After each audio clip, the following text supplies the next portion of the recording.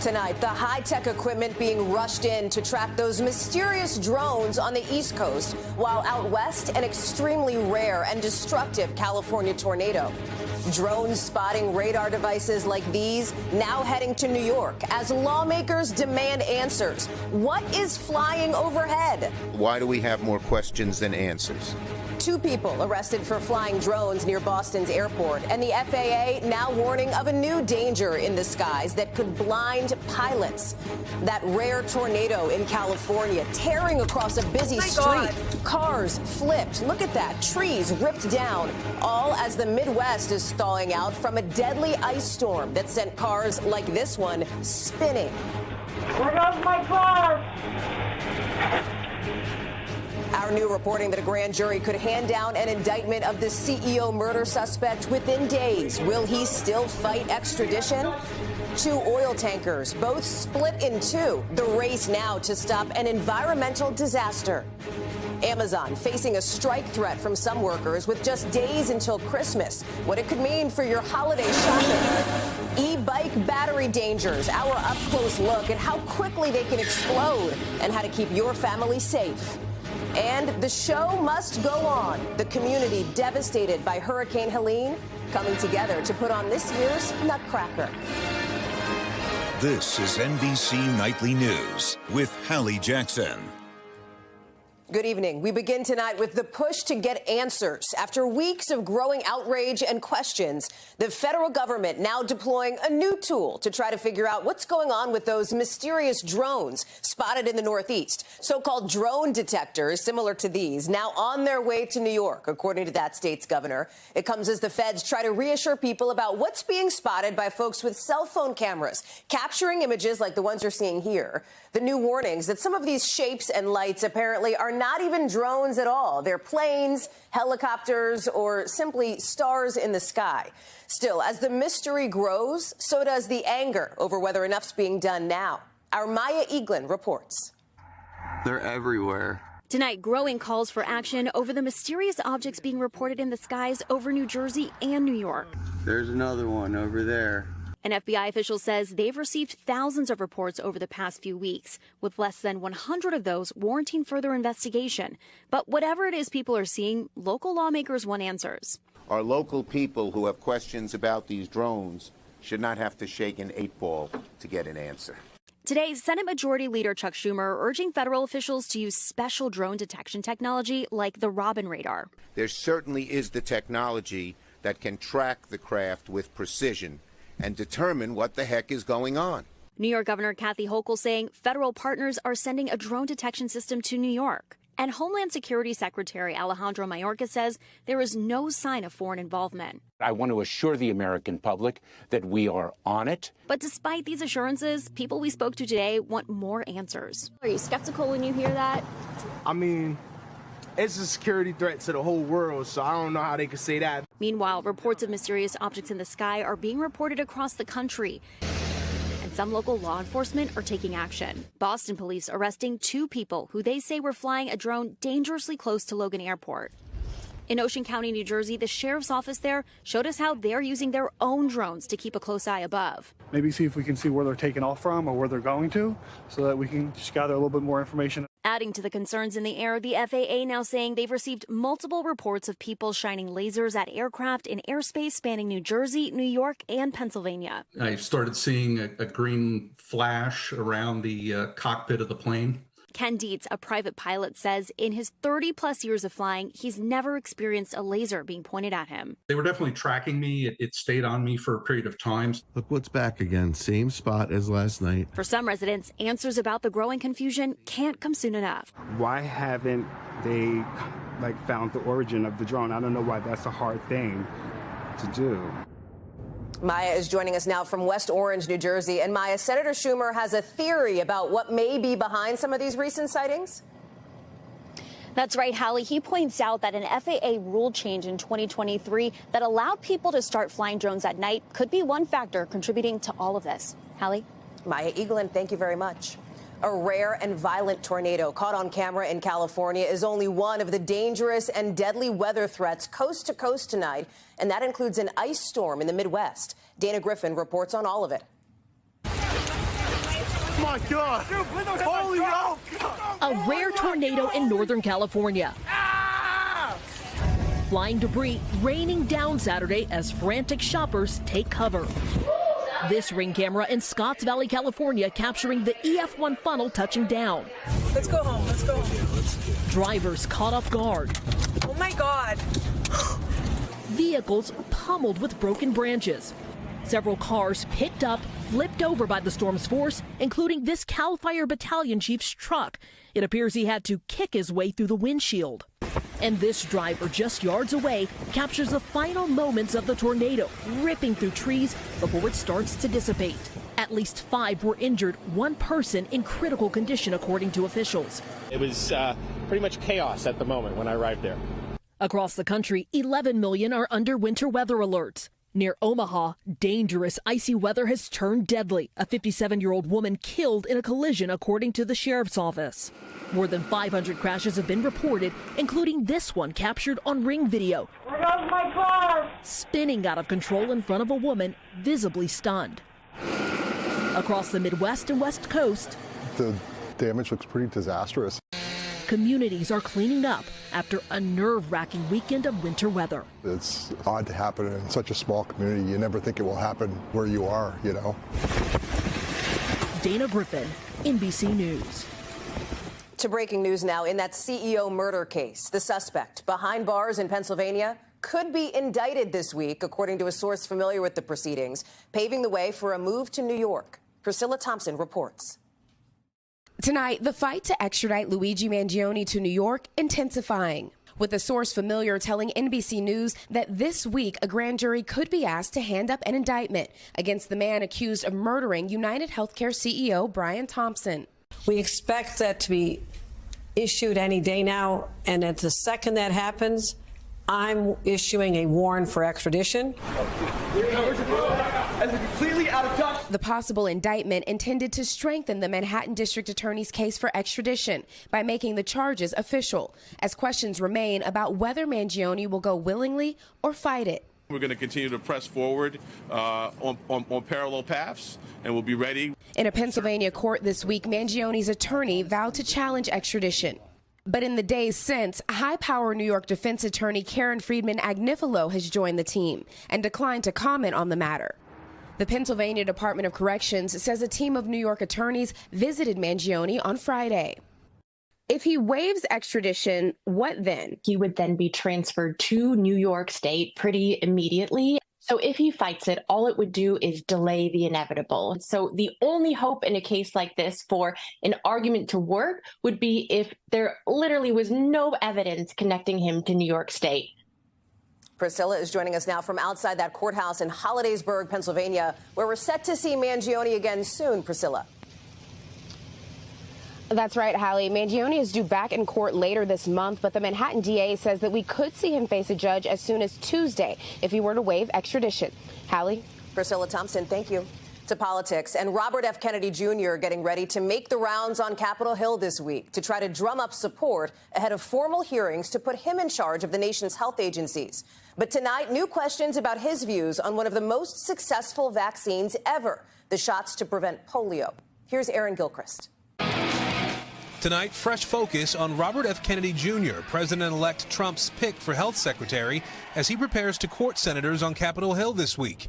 Kennedy still facing scrutiny over past comments about vaccines. I do believe that autism does come from vaccines.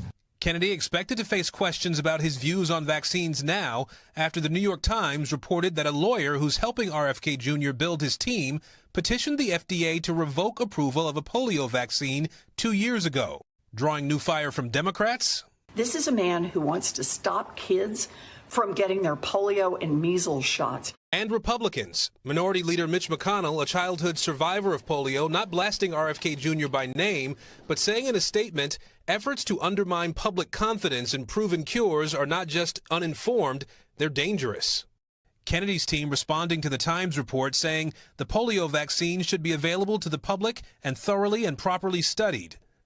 Kennedy addressing concerns about his vaccine skepticism last month. If vaccines are working for somebody, I'm not going to take them away. If somebody told me get rid of the polio vaccine, they're going to have to work real hard to convince me. Mr. Trump standing by Kennedy in his interview with our Kristen Welker, saying he recently met with top drug company executives, Dr. Mehmet Oz, his pick to lead the Medicare system, and Kennedy. We talked about pricing, and we talked about vaccines, in terms of what happens. We talked about pesticides. We talked about everything. Aaron is joining us now. And Aaron, it's not just RFK Jr. Some other cabinet picks are also expected in D.C. this week, right? Trump's choice for Intel chief Tulsi Gabbard is expected to have more Senate meetings this week. Meetings with defense pick Pete Hegseth were positive last week, but one senator tells us he should expect a lot more scrutiny ahead. Hallie? Aaron Gilchrist outside the White House. Thank you. Alarm bells overseas tonight over what could be a massive man-made environmental disaster, a huge oil spill after two tankers hit by a strong storm in the Black Sea, both literally split in half. Priya Sridhar has more. Chaos in the Black Sea as two Russian oil tankers, each carrying 4,200 tons of oil, split in half during a powerful storm. The accidents triggering a massive oil spill in what Greenpeace says is a potentially serious disaster. This video, apparently taken by crew members inside the bridge of one of the tankers, appears to show their ship snapped in two, the bow sinking into the water as waves crash onto their deck. Then, not too long after, this video shows another Russian oil tanker just moments before it was also sliced in two, not far away from the first ship. According to Russian authorities, at least one person was killed, but 13 other crew members were evacuated. Part of the ship ultimately getting stuck in shallow water around 260 feet away from shore. Tonight, Russian news agencies reporting the search continues for 4 people unaccounted for in the icy waters, and that crew action during bad weather conditions caused the accidents. Priya Sridhar, NBC News. Still ahead tonight, will some workers who deliver for Amazon go on strike? The new threat to the holiday shopping season. Plus, the dramatic demonstrations of just how dangerous batteries in e-bikes and scooters can be. And the holiday tradition that was almost ruined by a hurricane. How the city of Asheville is bringing the Nutcracker back.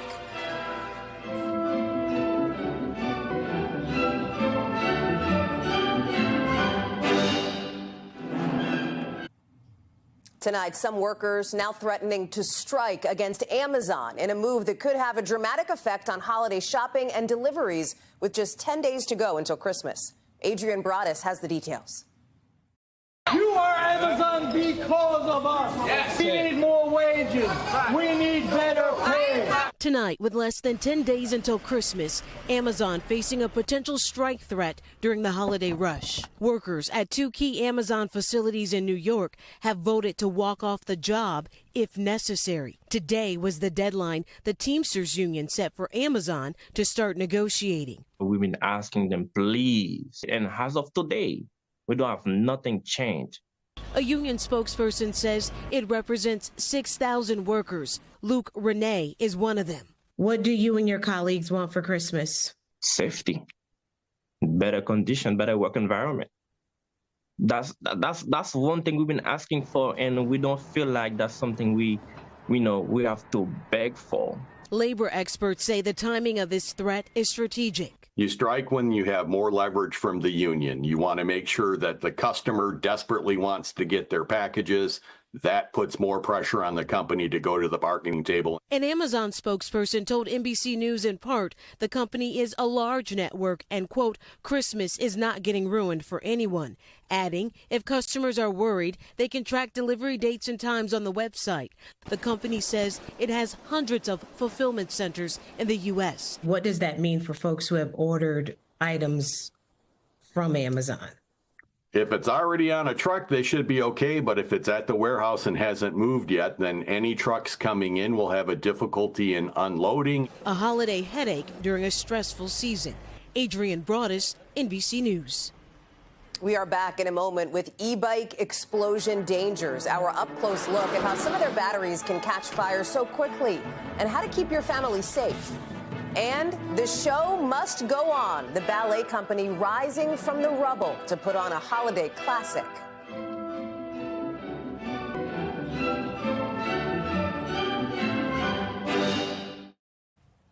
A consumer alert tonight about lithium-ion batteries. They're in all kinds of electronics, from e-bikes to scooters, even electric toothbrushes. But they can be dangerous, exploding and catching fire in seconds. Our Sam Brock has an up-close look. Inside this building at the New York City Fire Department's Training Academy. A first-hand look at the jaw-dropping risks associated with a popular product. We're going to burn this bike inside a building. And we got an exclusive demonstration of how e-bikes and e-scooters powered by lithium-ion batteries can become infernos in seconds. So this holiday season, the Fire Safety Research Institute is teaming up with the FDNY to show just how dangerous they can be. These batteries can blow up when they're being charged. They can blow up when they're not being charged. They are a ticking time bomb. This bike could be in any New York City apartment. Now, we have to leave the building, not just because of the explosiveness of the fire, but the toxicity of the smoke. We got to go. In just minutes, it started smoldering. Then up next, a smaller e-scooter. Okay, so you're seeing smoke coming out of the batteries. It's going to go very quick. So Steve Kerber leads a fire safety research team and studies how these batteries can fail. If they're abused, they can fail. If they get punctured, they can fail. Overcharging, overheating, even a manufacturing defect could cause it to fail. This bike took out an entire New York City block. It did. Yeah, it doesn't take much. Daniel Flynn is New York City's chief fire marshal. This thing is a tremendous fire from its onset, and it's impossible to escape. He says the thermal runaway reaction, where batteries ignite and cause other batteries to ignite, is uniquely dangerous. When it fails, it releases all that energy all at once. Nationally, 40 deaths were reported from lithium-ion battery fires in e-scooters and e-bikes between 2017 and 2023. And while the risk may not be as serious, these batteries are now in many different products. Everything from your toothbrush to your laptop to your earpods to scooters to electric vehicles. A common mistake, fire experts say, is charging a battery with a mismatched charger. The basic rule of thumb: only buy UL-certified products, don't leave them unattended, and for bikes and scooters, charge them outside. They are a risk, and we're asking the public to be aware of it. An urgent message during this season of giving. Sam Brock, NBC News, New York.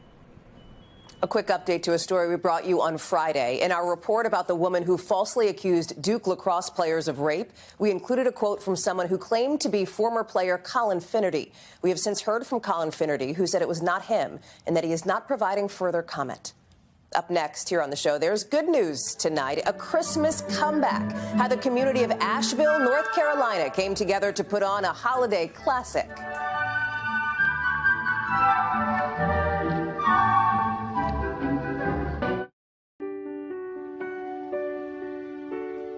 There's good news tonight about never giving up, and the North Carolina community devastated by Hurricane Helene bringing back its production of the Nutcracker, insisting the show must go on. The familiar notes, the glittering costumes,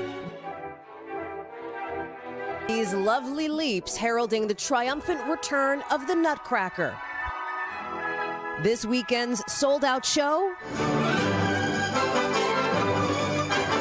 Nothing short of a miracle for the Asheville Ballet Company. That's because so much of the city was wiped out when Hurricane Helene hit in September. This could be the end of how this all goes. Including the company's rehearsal space, floors flooded and ripped apart, costumes battered, mold growing. The piano was in the corner. But its director, Ann Dunn, says while their space was destroyed, their spirit remained strong. I've never seen anything like this, ever, ever. I thought, I've got to pull this together somehow. I've got to, because everybody needs it. Everybody needs the Nutcracker this year. The ballet company got to work, dancers and volunteers putting the space back together. People would show up about a dozen a day and get it cleaned out first, cutting drywall, ripping out the floors. Rehearsing on weekends in a borrowed studio. Dancer Crystal Foreman's home was hit hard too. Trees down, no power for weeks.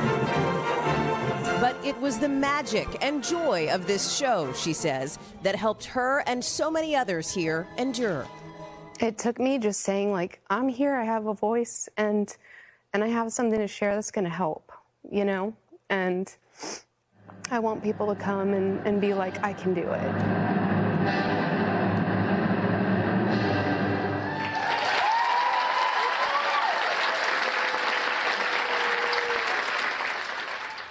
That show, so important for the Asheville community that every performance this weekend sold out. Rightfully so. That's nightly news for this Sunday. But stay right here. Sunday Night Football is coming up next with the Packers versus the Seahawks.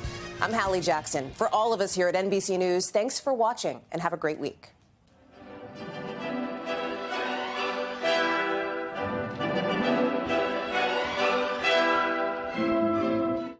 Thanks for watching. Stay updated about breaking news and top stories on the NBC News app or follow us on social media.